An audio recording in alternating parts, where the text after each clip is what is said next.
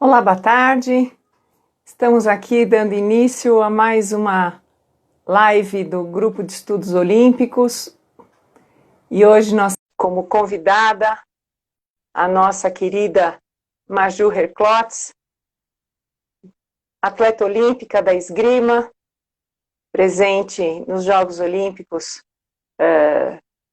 de Sydney em 2000 e que vem aqui hoje para conversar com a gente, tomar um café, 5 horas da tarde, é quase chá, né?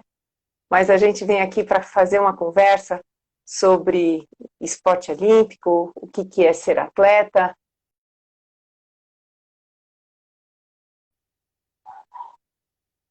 Vamos ver se a Maju entra.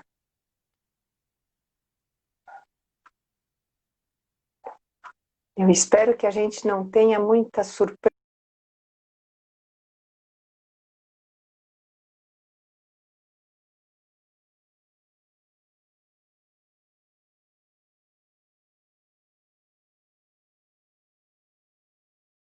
A tecnologia ela é ótima quando funciona a nosso favor. Aê! Oi, querida! Aê! Olá! Tudo bom, querida? Tava com uns probleminhas. Tudo bom, cara? Tudo! Estou aqui falando que 5 horas da tarde é aquele momento ótimo para a gente parar para tomar um café, tomar um chá, antes de seguir para o resto do dia, né? E diante da impossibilidade da gente fazer isso presencialmente, a gente faz aqui à distância, não é assim? É, aqui tem que ser, agora tem que ser assim, né, Kátia? É isso aí. Mas, Ju, vamos lá, vamos começar essa conversa. Claro que eu vou ser um pouco bilhoteira, mas conta para nós um pouco assim, como é que foi a tua vida, como é que foi a tua disposição para ser atleta? Como é que é isso? Como é que o esporte entrou na tua vida? Bom, eu comecei o esporte relativamente tarde, pelo menos para alto rendimento, né, o que na época era considerado tarde. Eu comecei com 15 anos.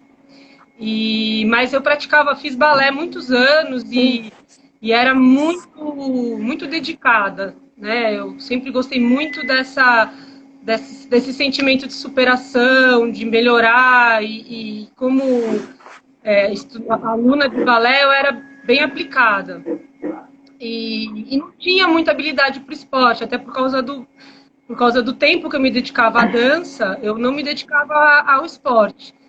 E então o meu começo, que foi no Pinheiros, no Esporte Clube Pinheiros, não foi assim um começo muito fácil, né? Porque com 15 anos na esgrima eu era muito inexperiente, era um atleta que daria bastante trabalho para um técnico pegar para valer, porque faltava muita base.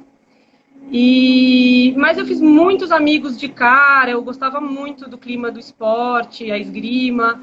E isso foi me mantendo no esporte por um tempo, né? Isso foi em 91, eu tinha 15 para 16, não tinha nenhum resultado, nenhum mesmo, mas realmente eu gostava demais do grupo e eu gosto de contar essa história porque eu sei que nem todo atleta tem um começo fácil, né? Aliás, a vida do atleta é cheia de momentos difíceis. Dá pra gente falar de muitos momentos difíceis. No meu caso, esse momento foi um momento difícil. Eu tinha apoio da minha família, tinha toda a condição, não posso reclamar, porque eu era sócia de um clube de elite, então eu tinha meios, mas não tinha habilidade, né? Tinha que trabalhar muito para conseguir chegar num nível competitivo.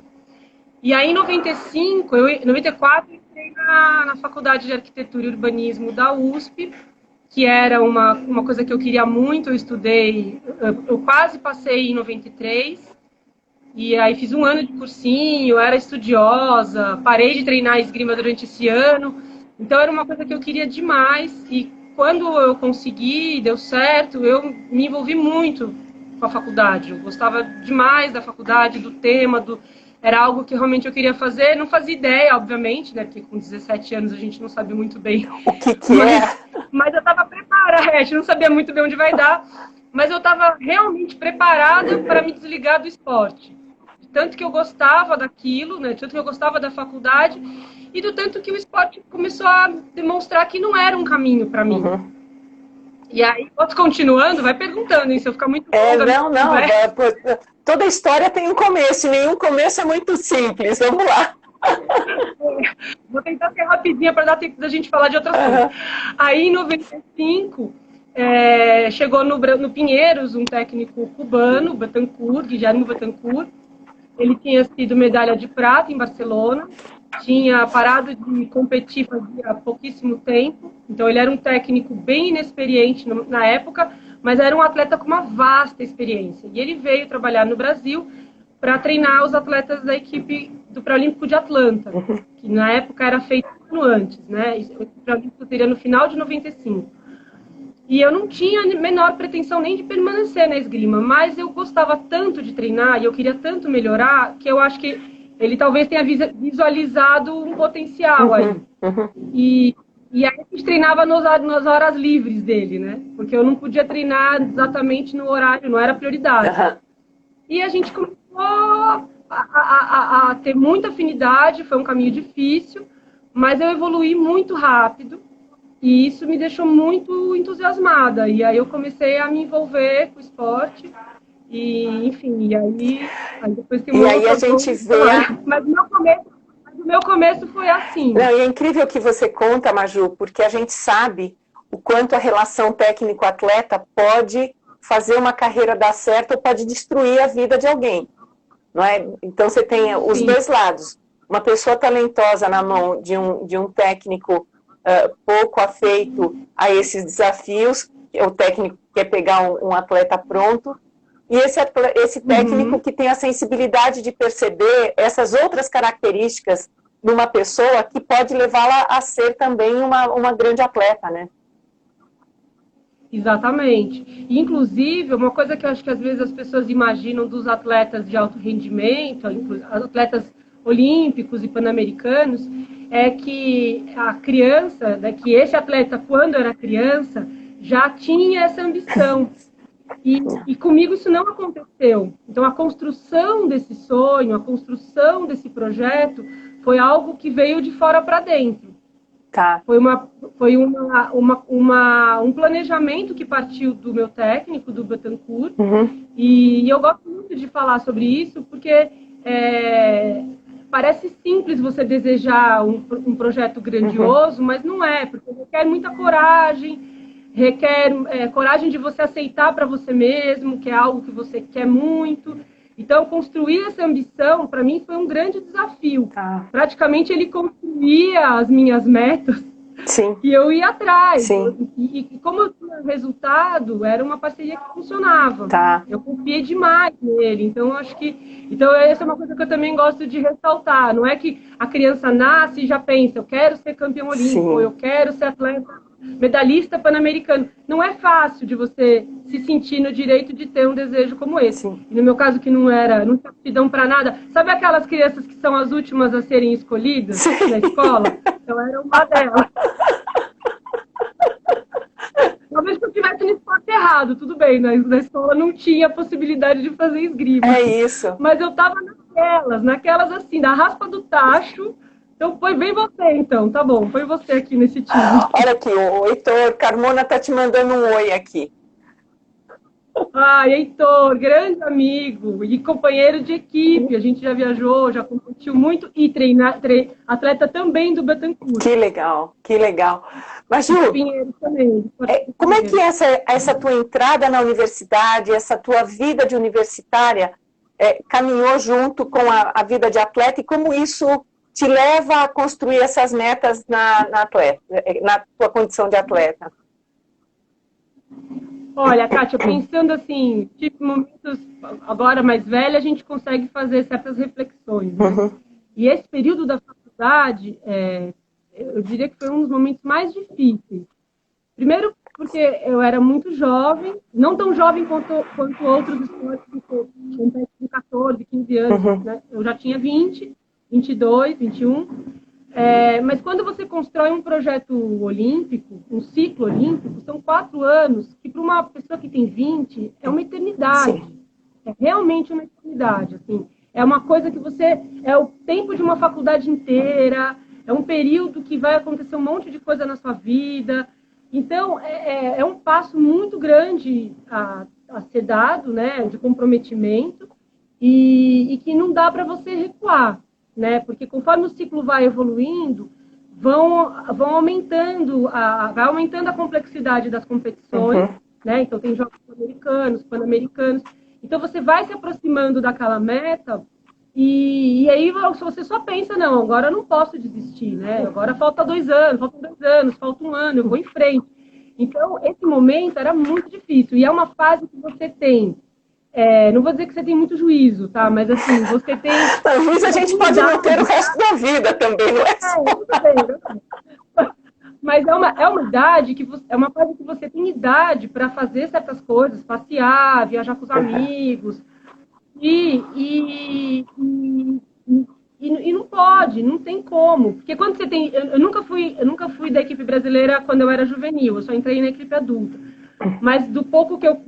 Pouco não, porque eu convivi pra caramba com um monte de gente na esgrima, não dá nem pra falar que foi pouco, mas dos juvenis que eu convivi, você percebe que a possibilidade que o esporte te apresenta quando você tem 15, 16 anos é muito maior do que se você não tivesse o esporte. Porque com 16 anos, o que você vai fazer? Você vai para a casa do amigo, você joga videogame, vai para o shopping. Então, não há dúvida que aquilo é muito melhor. Agora, com 20 anos, treinar 20 horas por semana, 25 horas por semana, era muito difícil. Então, não desistir nesse momento, para mim, foi um desafio. E gostava da faculdade. Então, eu tinha uma dificuldade de encontrar horário para fazer trabalho com os grupos. Os meus amigos, todos da faculdade, até hoje lembram disso e morrem de rir. Eles diziam para mim, me incentivavam muito. Falavam assim, no, Mayuken, não entrena, no gana, que era o que o meu técnico sempre me dizia. Então, se você pensar demais, é muito difícil de levar as duas coisas. E a faculdade que eu fazia era integral. Sim. Então, eu treinava de manhã, ia para a faculdade, saía da faculdade umas 4h30 e voltava para o treino e treinava à noite. Como é que foi a definição da tua vaga olímpica? Porque você está me contando de uma coisa que parecia impossível, né? E assim, conhecendo a história de atleta olímpico como eu conheço, cara, é inimaginável que você consiga, entre você começar a treinar e chegar à vaga olímpica, foi muito pouco tempo. Não deu as 8.000 horas normais de um atleta. Não foi, porque eu vi que você comentou que eu fui para Sydney, só que eu fui para Atenas. Eu tive um ciclo que eu não consegui. Em 2000, eu não me classifiquei. Tá. E ainda tem mais essa, né? No final de tudo isso, você vai, pronto, e agora? Com que cara eu falo com o meu professor, que me deu mais prazo, com os meus colegas que me ajudaram, assim, fica assim, é muito triste, é frustrante, é óbvio que isso é o menor dos problemas, e respirar fundo para fazer mais um ciclo foi muito difícil. Então, eu acho que foi uma mistura de várias coisas, né? Eu acho que eu tive um técnico que não desistiu de mim, verdadeiramente. Acho que teve um momento que ele acreditava até mais do que eu, e eu reconheço isso de forma muito aberta. Eu tive minha família, que também me apoiou todas as vezes, meus pais, os meus irmãos, maior torcidaça. Eu tive meu marido, que em 2002, foi quando eu comecei a namorar o meu marido, o Moraci, e ele nunca questionou esse desejo de retomar mais um ciclo. A gente falando assim, hoje em dia parece uma coisa, nossa, como assim que uma pessoa vai questionar o projeto do outro? Mas a gente sabe que isso não é exatamente assim sempre, né? E tanto faz, é homem ou mulher. Tem muita mulher também que tem dificuldade de apoiar esse projeto de vida do namorado e do marido. Então, a minha vida é uma vida sacrificada, porque assim, as pessoas falam, como é que você consegue? Eu falo, eu não vou ao cinema, eu não passeio. Os únicos lugares do mundo que eu conheci foi com a esgrima. Não viajava para lugar nenhum. Tem muitos lugares da arquitetura que eu gostaria de ter conhecido, por exemplo, a Espanha. Nunca fui, não conheço. Vai falar assim, agora é meio besta falar, né? Coitada, nunca fui para a Espanha. Mas assim, era uma opção que alguns amigos arquitetos faziam. Vou viajar, vou lá, vou de mochila conhecer tal lugar. Então, assim, mas conheci outros, enfim. Foi uma vida de várias outras descobertas. Então, eu acho que foi uma mistura de tudo. Eu tive muitos amigos que também apostaram em mim, né? Então, o Heitor, Cavazinho, Queco, que era uma referência para mim, que foi um atleta que foi para Sydney, que foi uma pessoa que deu um danado. Hoje ele né? está Você no Rio conhece. Grande do Sul, não é isso? Ele está no Rio Grande do Isso, Sul. isso. Ele está no Rio Grande do Sul. Um E, querido ele. aí, Ele é um querido. ele é um querido, dava um duro danado também. Uhum. E eu acho, Kátia, que aos poucos esse processo de você se convencer de que você é capaz é longo, mas no meu caso veio a partir do treino. Uhum. O treinamento, ele era uma preparação psicológica também. Sim. Porque no final você ia se convencendo, à medida em que você ia conseguindo certos passos, uma hora você chega naquele nível. Era muito treino. Sim. Era caderno que eu escrevia, eu dormia pensando nisso, eu sonhava pensando... Era muito aquilo o tempo inteiro. Uhum. Então, eu acho que foi uma mistura de tudo isso. Assim, eu reconheço que eu tive muito apoio dos amigos e do meu técnico, que também foi uma pessoa incrível, e não desisti. Mas as coisas que você conta, Maju, parece um roteiro de filme, né? Essas coisas assim, quando a gente vê um filme, fala assim, de repente, aí a pessoa vai e consegue, como se todo mundo tivesse a possibilidade de passar por tudo isso, tentar de novo até conseguir. Sim. E a gente sabe que não é assim, que a grande maioria das pessoas não chega. E que o atleta lida muito mais com a derrota do que com a vitória. Como é que é essa condição da derrota na tua vida? Olha, eu sou caçula de 5. Acho que os meus irmãos não devem estar todos aí, depois eu vou... Mas então, assim, vamos fazer chamada? Vamos fazer chamada para ver se eles estão aqui? Depois... Aí você é fofo. Não, eu sou caçula de 5, e bem caçula, tá? A minha irmã mais velha, mais próxima, tem 6 anos a mais, foi esgrimista, a Ana Luísa, quero mandar um beijo para ela, porque ela é minha ídola total. E ela também fez esgrima, depois a gente tem uma história muito legal entre nós. E aí o que acontece? Tudo isso que eu tô te falando levou muito tempo para eu perceber, tá? Não é que na época eu já sabia disso. Haja terapia. Ixi, vai, chão, haja ruga, né? Assim, cabelo branco. Aí a minha. Como eu era caçula de 5, e eu era uma boa aluna, eu era uma menina avisada, meus irmãos talvez não concordem que eu não dava trabalho, mas de alguma maneira eu era uma criança que não dava tanta dor de cabeça. A Malu entrou aqui, ó. Acho que a minha família... A Malu entrou. Ó, minha mãe, olha. Essa é a minha maior torcedora, amor. Eu era uma criança que agradava. Assim, estou falando sinceramente, com falsa modéstia. Tudo que eu fazia estava legal, eu tirava boas notas, sabia desenhar, gostava de tocar, gostava de dançar.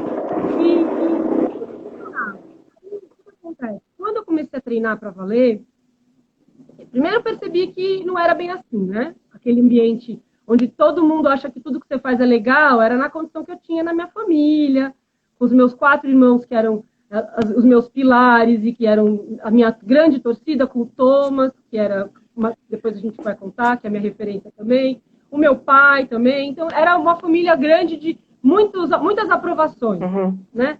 E aí, quando eu comecei a treinar, e isso é o que eu queria dizer também, que eu não sei se eu não tinha muita vaidade claro que todo atleta tem vaidade, não é isso? Mas eu não tinha muito essa coisa do tipo de exibir a medalha e o troféu. O que me pegou muito profundamente é que eu tinha muita dificuldade de lidar com a crítica. Muita. Era uma coisa muito doída, eu tinha muita dificuldade, eu achava aquilo que era contra mim. E o meu técnico, quem conhece, quem já treinou com o Betancourt, sabe que com ele, até ganhando, tem crítica. Você ganhou, mas fez tudo isso errado, e não sei o quê, enfim. Então, aquilo me pegou, porque eu falei assim, gente, não é possível, eu preciso saber lidar com isso, preciso realmente saber lidar com isso, preciso perceber o quanto que da crítica é para o meu bem, o quanto que tudo isso aqui é para que eu melhore, e conseguir lidar com isso de um jeito tranquilo, um jeito natural, um jeito positivo. Então, isso foi uma das coisas que me segurou também. Você falou sobre a frustração, sabe? A frustração da derrota. Estão falando aqui que o Betancourt era implacável. Implacável. Não, implacável. Implacável. A gente tinha reuniões que era assim, ganhei. Eu saía da competição e falava assim, bom, ganhei. O que que eu não fiz direito? Vamos ver. Aí encontrava a reunião e falava, porque isso tá certo, que isso não sirve, que não sei o quê, que não sei o quê, que não sei o quê, que não sei o Que quê. legal. Então, eu ficava preocupada. No começo, aquilo para mim era muito sentido. E aí, eu acho que eu fui percebendo que eu precisava passar por isso, como experiência de vida, como crescimento. E para ajudar a minha irmã, começou a fazer esgrima, com uma cabeça incrível. Morria de ciúmes, porque ela entrou para fazer esgrima depois de mim e tinha uma habilidade, assim, eu queria morrer. Só que ela não gostava de treinar. Se ela estiver assistindo, ela vai confessar. E aí o Betocura até dizia, se eu juntasse vocês duas, eu tinha atleta perfeita. Porque uma adora treinar. A outra adora competir. Então, mas era maravilhoso, porque com a minha irmã, eu via como ela lidava com a crítica diferente. Porque ela sabe muito bem que ela teve outras, né? Teve a irmã do meio, tem outras questões. Então, isso foi uma coisa que me ajudou. A frustração da derrota, eu percebia que ela era importante. Eu tinha que saber enfrentar e aprender com isso. Como isso é uma condição para o esporte, se você não tiver essa resiliência, se você não tiver... O pior dia da semana é a segunda depois da competição. É aquele dia que você vai treinar numa fossa. Você fala, nossa, foi horrível a competição. Quem é atleta está assistindo sabe muito bem qual que é essa sensação. Porque mesmo que você não esteja a fim de treinar, mesmo que tenha sido uma droga a sua competição, mesmo que você não tenha coragem de encontrar os seus amigos, você tem que entrar no ginásio e continuar treinando. E não tem jeito, não tem jeito. É interessante que tem uma turma da pesada aqui assistindo a live e falando do Bittencourt, falando da calúnia e defamação contra ele, né? Que delícia ver como são histórias compartilhadas, né, Maju? Isso não é uma história só tua. E acredito que uma das coisas mais maravilhosas que o esporte dá para a gente é essa possibilidade de ter memória, de ter uma história, de ter um baú de lembranças, que nenhuma foto impressa é capaz de representar tudo aquilo que essas experiências e essas vivências te dão. Mas eu queria falar um pouco dessa tua forma de lidar com o esporte e de te colocar no meio. Quer dizer, você vai para os Jogos Olímpicos, você tem uma carreira dedicada à arquitetura, você trabalha como arquiteta, e você desempenha uma função fundamental, que é a organização de um projeto social onde você continua a doar a tua habilidade para a formação de crianças que não são afeitas a um clube de elite como você teve. Como é que foi essa tua decisão de participar deste projeto? Em 2008, eu me aposentei em 2009, quando eu estava grávida da minha primeira filha. E depois eu tentei voltar, mas definitivamente eu estava muito pronta para parar. Eu não imaginava como eu estava pronta, foi uma coisa maravilhosa ter me tornado mãe. E um pouco antes, em 2007 teve o PAN do Rio, que eu já sabia que seria meu último PAN, então era algo que eu já estava amadurecendo, né, esse encerramento da carreira. Em 2008 eu não me classifiquei para o pré-olímpico. Quem foi a Thaís Rochelle, minha grande amiga, que depois foi para a Olimpíada do Rio de Janeiro, em 2016. E aí eu tinha muita vontade de... Essa altura eu já tinha viajado muito, já tinha amigos, principalmente na América, né, na América continente, Latina, continente, e surgiu mesmo uma vontade de montar uma associação de atletas, coisa que ainda não existia. A Confederação Pan-Americana de Esgrima não tinha comissão de atletas. Enfim, a gente começou com uma conversa que era internacional, na verdade, não era uma coisa nacional. E aí fui esbarrando em uma série de problemas burocráticos e acabei abandonando a ideia de fazer uma comissão internacional, mas quis fazer uma comissão no Brasil, né, algo no Brasil. E aí, inclusive, quem me ajudou na época foi uma grande amiga minha venezuelana, 3 vezes campeã de Jogos Pan-Americanos, a Mariana Gonzalez, que me ajudou, inclusive, a bolar como é que a gente ia fazer. Obviamente que isso passaria pela mão do advogado, enfim. E aí a gente conseguiu, em 2009, aos poucos, convencendo alguns amigos e mostrando o projeto, pessoas que foram se identificando, e nós montamos uma associação de atletas. Essa associação de esgrimistas, né, que é a Associação Brasileira de Esgrimistas, ela foi fundada em 2009. E aí, no primeiro momento, ela era voltada no sentido de auxiliar os atletas com questões que a gente enfrentava com a confederação. Isso é uma realidade, né? Melhorou muito, muita coisa evoluiu de lá para cá, mas a gente tinha muita dificuldade de sofrer represália, tinha muito medo de contrariar algumas determinações da confederação. E eu, como atleta, não sofri demais nisso, porque eu acho que eu fiz o meu caminho independente, na época não tinha dinheiro, não tinha verba, não tinha nada, então eu não parei muito para me preocupar com isso. Mas eu reconhecia que era muito, muito aquém do que poderia ser. Então começou daí, estou contando tudo, mas na verdade eu vou chegar no projeto dos mosqueteiros. E aí, em 2000 já uns 4 anos depois, né, a gente está em 2016, 2009, 2011, uns 3 anos depois, surgiu a vontade, a Carol Pontes, que é uma ex-atleta da espada feminina, trouxe essa ideia da gente tentar fazer um projeto social através da associação, porque a associação ela foi fundada com o CNPJ. Eu sempre quis fazer a coisa para valer, né? E isso ajudou muito, porque é muito diferente você montar um projeto social ligado a uma pessoa ou montar através de uma entidade.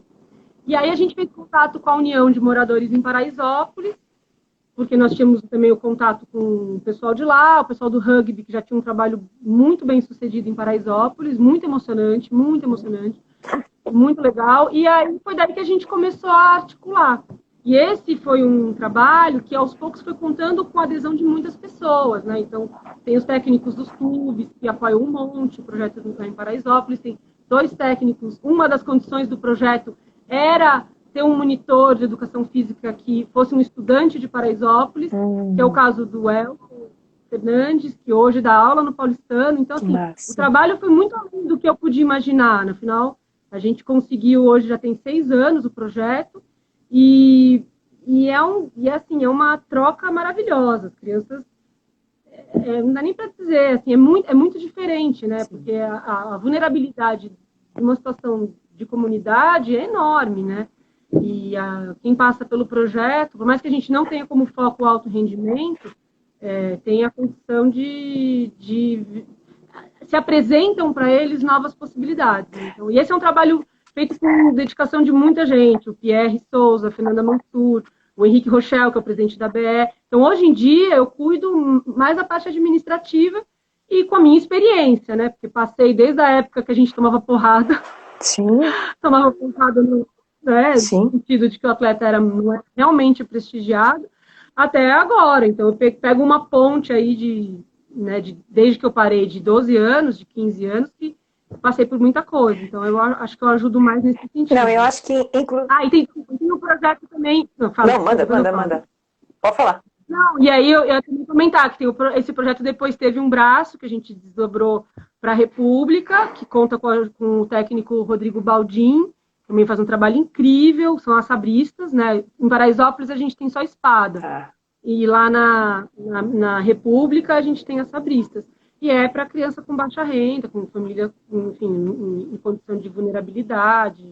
Maravilhoso. Mas eu fico impressionada, Maju, porque a gente sabe da dificuldade que os atletas brasileiros têm de se colocar nesta posição cidadã que você mostra por vocação desde o princípio, né? Então, a formação da associação, a formação do projeto social, que não é fachada, é um projeto de fato, e essa tua perspectiva de organização te leva a participar de um movimento super importante hoje, que é Atletas pela Democracia, né? Quer dizer, não dá para separar uma coisa da outra, não dá para falar só de esporte, como se esporte e política não se misturassem. E eu queria saber como é que é esse teu desejo, essa tua necessidade, esse teu empenho de promover esse tipo de associação.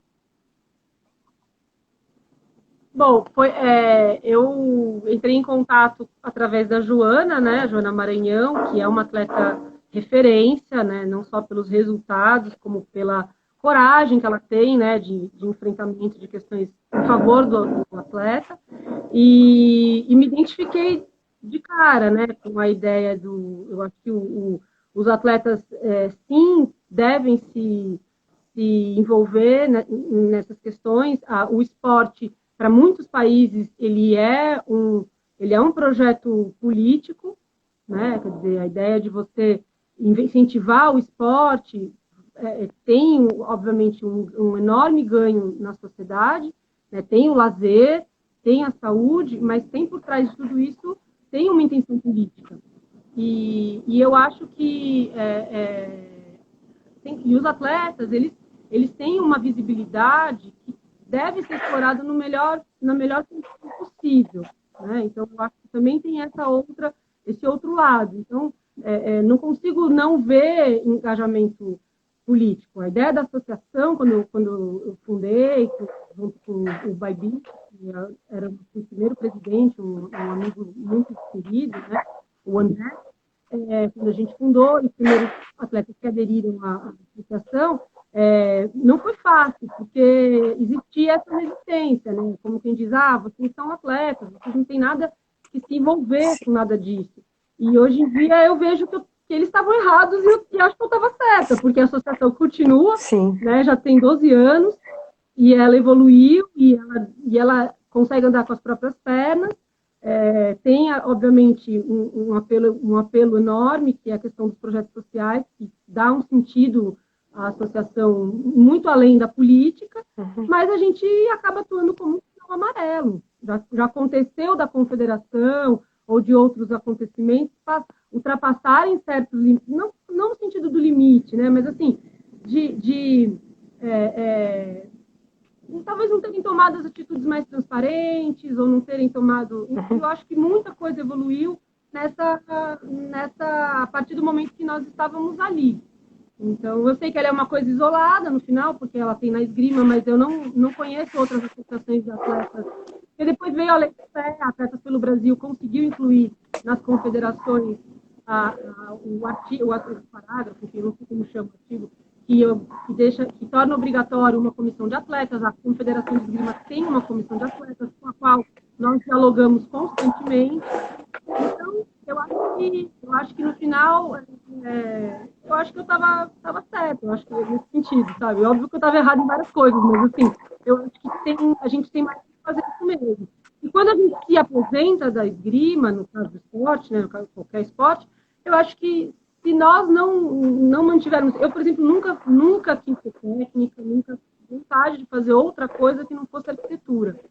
Então, o meu caminho no esporte foi através da associação. A forma de eu continuar esse contato com o esporte e devolver para o esporte como gratidão algo que eu tive é através do meu trabalho na associação. Essa foi a forma que eu encontrei.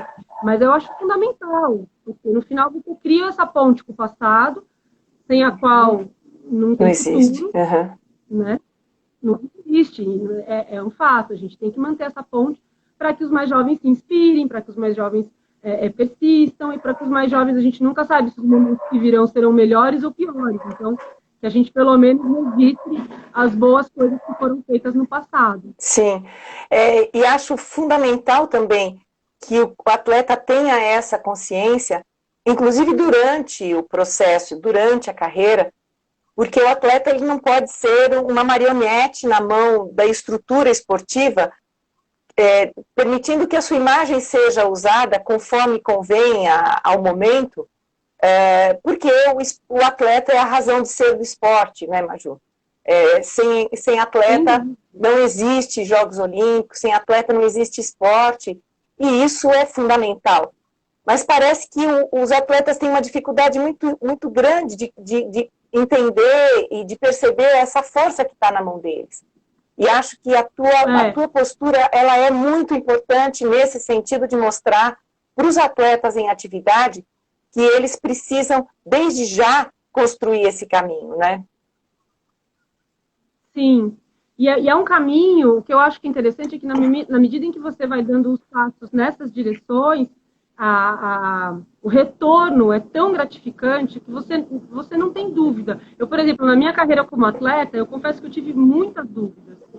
Eu passei por muitos dilemas, né? Dilemas daqueles difíceis, assim, daquele que você entra em guarda e fala, nossa, o que eu estou fazendo aqui? Por que eu não estou lá? Sabe assim? Coisas que são difíceis, que eu tenho certeza que os nadadores pensam quando eles olham os azulejos, entendeu?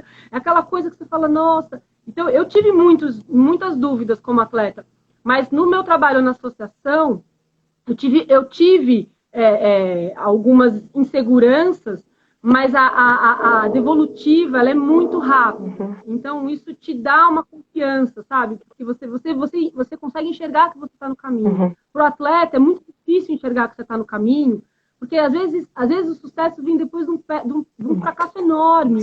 É difícil saber, realmente. Não tem muitas pistas, entendeu? Como outro dia o Atos, que é atleta olímpico, falou ontem lá na mesa redonda da CBE. Do dia para a noite leva uns 10 anos, entendeu? Porque é isso. Assim. O cara... coisa que aconteceu. Então, a vida do atleta ela é muito sem pista, sabe? De que você está no caminho certo. Então, ele é mais difícil. Agora, o trabalho da associação... Eu, por exemplo, quando a gente fundou a associação, eu ainda tinha Bolsa Atleta. Porque a minha Bolsa Atleta, a Bolsa Atleta de 2004, eu comecei a receber em 2005, e eu continuei competindo até o ciclo de 2008. E aí, como ela tinha aquelas demoras, na minha época demorava, tinha uns ciclos que eu ia empurrando, né? Ao invés de você ganhar exatamente nos anos, eu não sei como está agora. Mas, enfim, aí existia essa questão, não, você vai perder a bolsa, vão cortar os seus direitos, vão cortar... E nada disso aconteceu. Nada disso aconteceu. Continuei sócia do Pinheiros, continuei na equipe brasileira, continuei recebendo a bolsa, que era um direito que eu tinha. Então, assim, o que de fato vai acontecer, né? A gente às vezes fica com medo e na prática não. Na prática a gente só tem que ganhar tipo de atitude, né? Muito forte, eu diria. Né? Olha, tanto o Heitor como o Carlos Moreira estão elogiando aqui a tua coragem, falando que você sempre foi muito determinada a fazer isso. E falam também da pressão que você sofreu quando você resolveu fazer a associação. Né? E aqui o pessoal do Instituto Touché também está falando da pressão que as instituições exercem sobre os atletas, tentando impedir que esse tipo de ação seja levada adiante. Aonde reside esse temor, Majuna, no teu entendimento, das instituições em relação ao empoderamento dos atletas? Bom, eu acho que, em parte, é uma fantasia. Mas quem tem, fantasia de quem tem culpa, né? Fantasia de quem tem culpa. Eu acho que existe uma fantasia. Eu acho que às vezes falta conhecimento, né? Uma coisa que a associação me mostrou, a experiência que eu tive pela associação, foi entender a complexidade que é, mesmo numa entidade pequena, a parte burocrática, a gente faz assembleia todo ano, e aí tem que fazer prestação de contas, tudo arrumadinho, mas dá trabalho, né? Achar que tudo isso é fácil, assim, também não é bem assim. Eu tive que ler o Estatuto da Confederação, algo que eu nunca tinha estudado antes, quando eu era atleta, né? Fui ler a Lei Pelé. Então, eu acho que, assim, de um lado, é porque a gente realmente não se dedica a ir atrás desse conhecimento. Não sei se hoje com a comissão de atletas do COB, não sei se por outros meios de comunicação, tudo isso seja mais fácil. Na minha época, isso realmente era muito difícil, era quase trancado a 4 chaves, e mesmo assim a gente não se sentia nem no direito de ir lá, e era como se a gente estivesse pulsando algo que não era pra gente. Sim. Então, eu fui atrás do conhecimento. A gente, por exemplo, na Confederação Pan-Americana, eu descobri na época. Olha que interessante, eu vou contar rápido, mas é interessante porque foi uma das coisas que me chamou muito a atenção, como a gente não era representado, né? Não era como eu, como atleta, enfim. A Confederação Pan-Americana, ela é dividida em 3 zonas, né? Norte, Centro e Sul. E ela tinha, na época, 3 diretorias, né? A técnica de dopagem e a de arbitragem. E cada diretoria, cada zona tinha um representante para cada diretoria. E aí, o que eu percebi? Eu falei, gente, mas espera, os Estados Unidos, tudo bem, ainda mais hoje em dia, é uma potência na esgrima, mas a gente está falando de 2006, né? Na época que essas ideias começaram a pular na minha cabeça. Aí eu falei assim, você está falando de um país, de uma zona, né, que tem Estados Unidos e Canadá representado em todas as diretorias, porque a gente tinha duas federações, que no caso dos Estados Unidos é uma Fencing Association, a gente tinha duas federações com direito a cargos nessas três áreas, enquanto na América do Sul eram 13 e na América Central eram 11. E aí, tudo isso começou porque, assim, a Federação Internacional, com a qual, obviamente, os Estados Unidos tinha uma relação muito próxima, a gente está falando de países ricos, a esgrima é um esporte, tem uma outra, tem toda uma ideia de ser um esporte inacessível, ele tem um lado que é realmente caro, tem outro que a gente depois pode, numa outra live, explicar que não é bem assim, porque a gente sabe que não é bem assim, né? Que, não, a esgrima é um esporte impagável. Não, o florete custa menos que um bom skate, assim, pra você ter uma ideia. Então, não é bem assim. Aí, mas, enfim, então tudo que a Federação Internacional de Esgrima, que estava muito centrada na Europa, decidia, a Confederação Pan-Americana seguia. Porque os Estados Unidos e Canadá estavam sempre alinhados com isso. Então, uma coisa que aconteceu, por exemplo, em 2006, entrou uma regra que você tinha que avisar com 15 dias de antecedência se a sua equipe ia ou não participar de um campeonato, uma Copa do Mundo.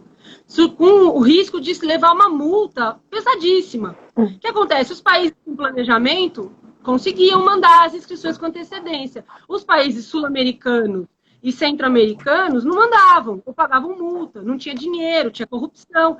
Então, aquilo caiu assim, que nem uma bomba. Eu falei, gente, a gente nem sabe como isso funciona e estamos aqui discutindo como que a gente vai fazer para comprar aparelho sem fio, porque começou em 2006 a entrar o sabre sem fio. E aí tinha que usar o aparelho sem fio e os venezuelanos não tinham dinheiro.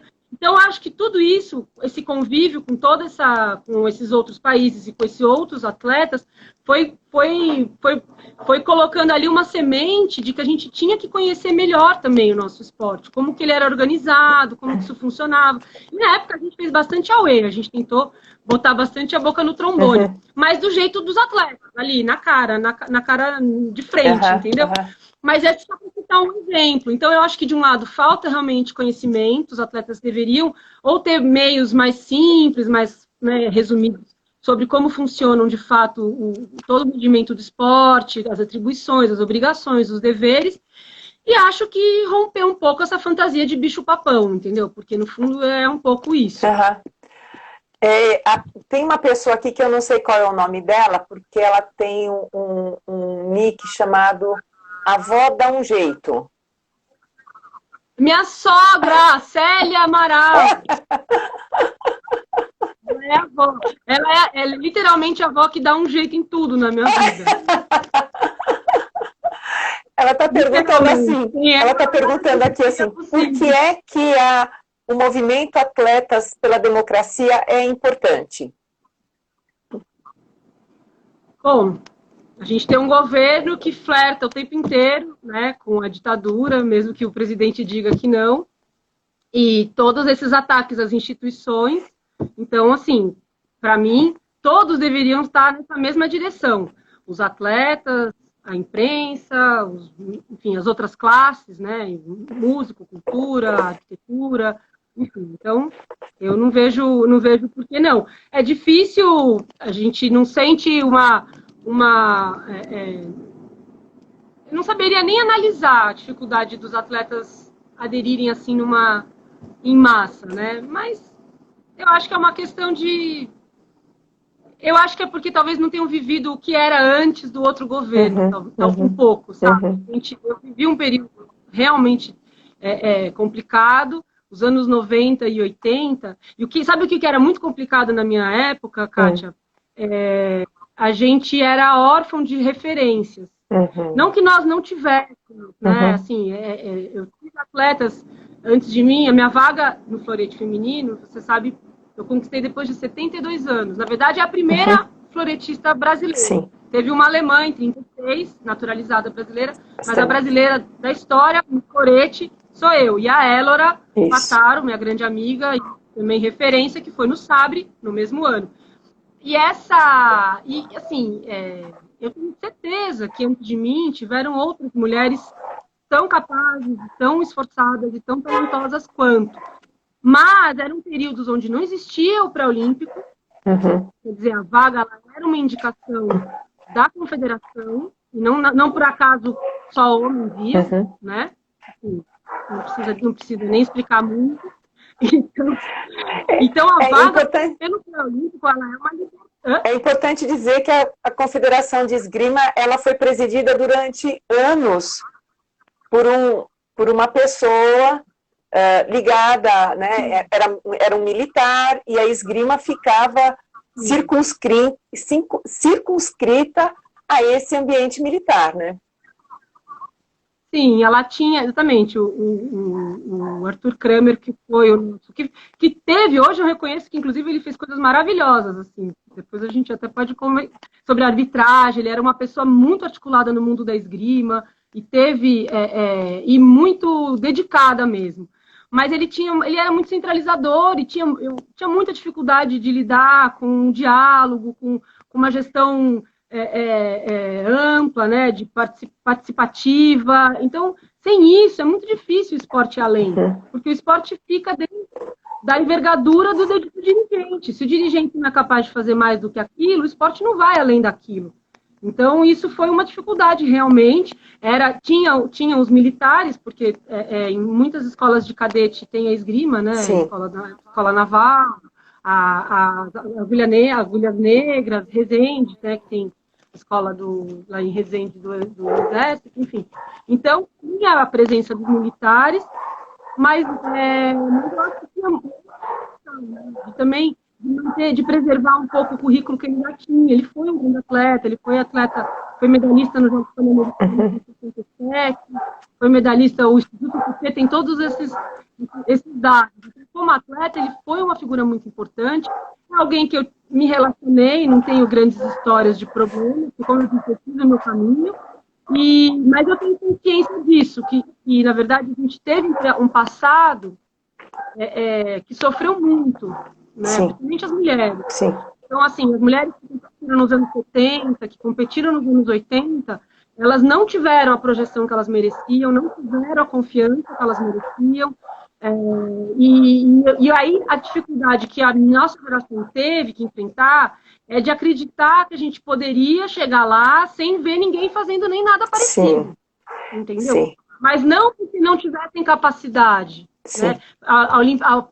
O primeiro Jogos Pan-Americanos que eu fui foi em Winnipeg, em 99.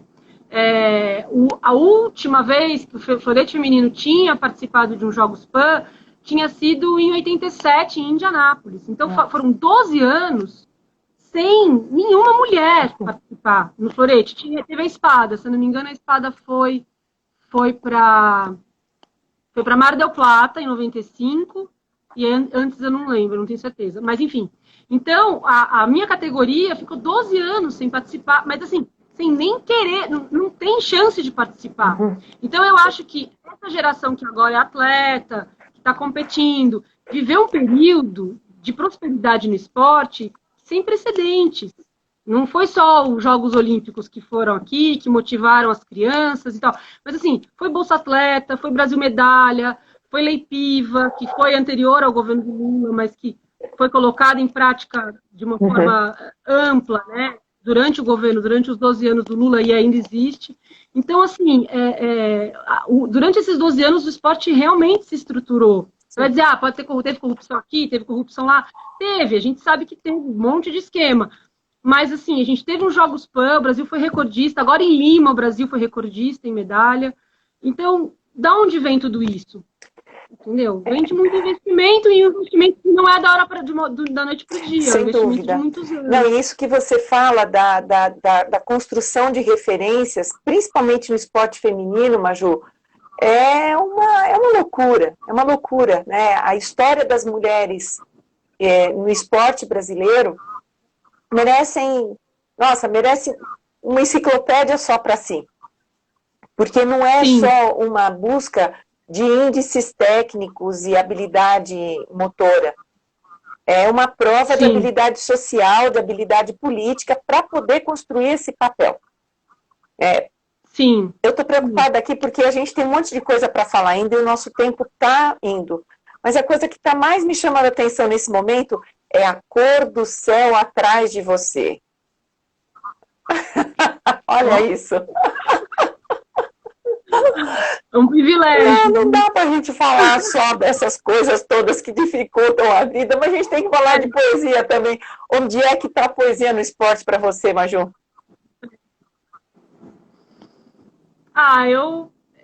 Olha, eu vou ser piegas, tá? Desculpa. Porque o esporte é cheio de clichê. Você falou que a minha história dá um filme, você não tem ideia quantas cenas eu já tenho desse filme na cabeça. Tem assim, daquelas do mais clichê possível. Mas eu acho. Hã? Pode. Eu acho que eu acho que é a amizade, os amigos. Eu acho que os amigos, porque, no fundo, eu acho que assim, o esporte, ele reúne pessoas que às vezes tem nenhuma. Se não fosse pelo esporte, nunca, não é que nunca se conheceriam, porque mora cada um num país. Mesmo morando perto, nunca construiriam uma relação de afeto e de amizade. Então, o que eu acho que é a poesia no esporte é que você consegue pensar diferente, você consegue agir diferente, você consegue ter ideologias diferentes e mesmo assim consegue manter o afeto, consegue manter o respeito, consegue manter o carinho. Então, para mim, isso é muito, muito maravilhoso mesmo, porque eu acho que ele te deixa ele abre a possibilidade de você enxergar as pessoas de uma forma bem mais ampla do que, de fato, as pessoas se apresentam. Então, aí as suas amizades ficam aí. Hoje eu sou muito amiga da minha grande rival, Silvia Rothfeld, com quem eu já competi mais de 50 finais. Então, aí eu já sou recorde. Então, e aí você vê que, na verdade, é isso. Você vai, a Thaís Rochelle, que também foi uma super adversária, e hoje minha grande amiga. Que está aqui assistindo então, a gente. Que está aqui assistindo a gente. Tá assistindo? Tá. Ainda bem, senão eu vou brigar com ela. É minha irmã mais nova, então eu posso brigar depois. Você sabe que eu fico impressionada de te ouvir falar, porque é incrível como o esporte ele pode criar rivalidade, mas ele pode criar amizades eternas, não é? Que mesmo as pessoas muito adversárias muito aguerridas, que conseguem abstrair dessa condição da disputa, não como uma disputa contra o outro, mas com o outro, aquilo que, enfim, como dá para o esporte ser essa coisa transcendente. Eu lembro em 2018, quando você me ligou, falando de um momento político específico, e o quanto aquilo tinha te magoado, porque te fazia ver um outro lado de pessoas que você tinha próximo. Né? Então, queria que você falasse isso, vai ter que ser rapidinho, porque o nosso tempo está acabando, mas eu acho que aquilo é uma prova de vida fundamental para se entender que as disputas políticas, elas também podem ser tratadas como a gente trata a competição esportiva. Eu acho que o atleta, pelo menos comigo foi assim, né? A ideia que as pessoas fazem é de que o atleta ele é excessivamente competitivo, tudo ele precisa vencer. E eu acho que o esporte, por exemplo, para as pessoas em geral, ele justamente ensina a lidar com a disputa, né? Porque você é obrigado a entender as regras, o jogo deve ser limpo, né? Tem toda essa campanha muito forte contra o doping.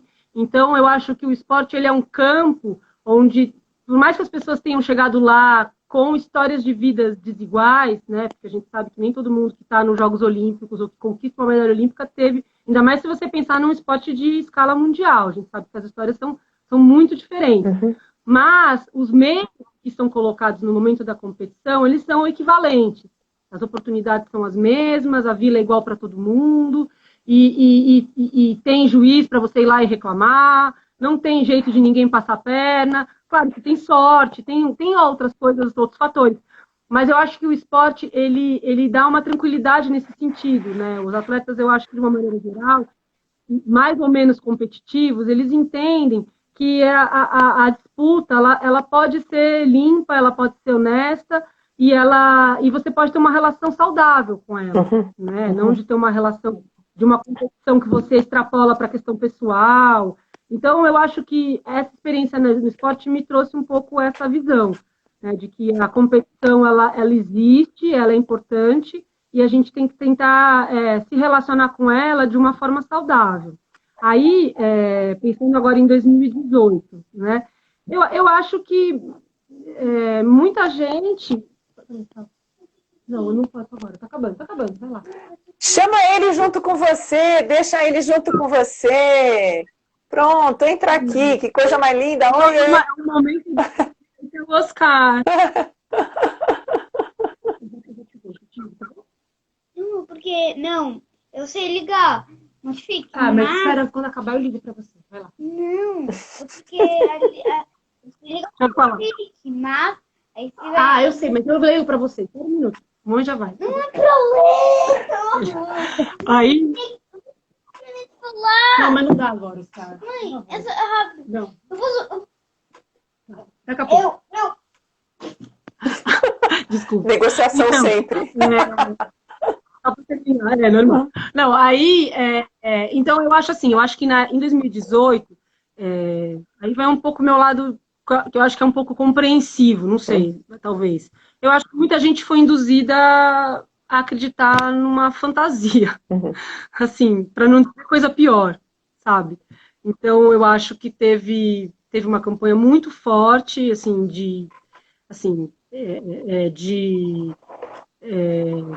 acho que talvez tudo bem, a gente sabe das questões do PT, ninguém vai discutir isso agora, mas assim, como que as pessoas foram conduzidas a isso, né? Eu acho que eu acho que muita gente se iludiu mesmo, foi conduzida a uma ideia que estava muito construída numa mentira, e quer dizer, né, é o que eu acho. Então, de alguma maneira, a gente tem que acolher e acreditar que essas pessoas têm o direito, né, de rever, enfim, eu acho que, não sei. Vamos esperar um pouquinho mais para ver, né?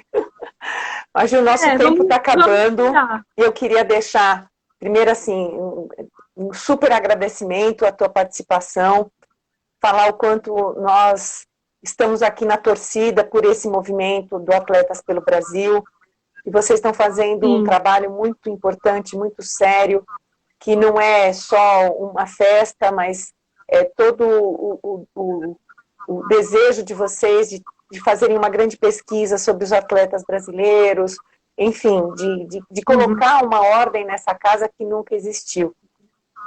E também deixar um recado aqui para quem está assistindo a gente, que essa live depois vai ficar gravada e disponível no canal Olimpiar do YouTube, que todas as nossas produções do Grupo de Estudos Olímpicos da USP vão para lá, para a gente depois poder ver isso e rever, enfim, eu acho que tem muita coisa aqui que a gente pode aproveitar depois. E eu queria que você deixasse mais alguma coisa aí para nós, está todo mundo te dando parabéns, dizendo que foi muito legal, né? E aí?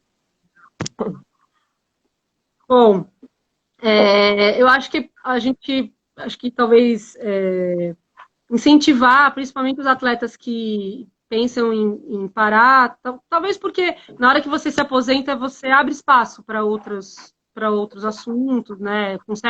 Consegue sair um pouco do foco da competição e incentivar os atletas que permaneçam atuando na própria modalidade. Eu acho que isso é muito importante. Não é para ficar que nem o pessoal fica, não, porque no meu tempo, não sei o quê. Não é só isso, né? Quer dizer, é poder compartilhar um pouco. Eu 10 segundos para acabar. 10 segundos para acabar. Então é isso, era mandar um beijo para todos, agradecer a Kátia por esse convite maravilhoso, agradecer a todo mundo, meus amigos que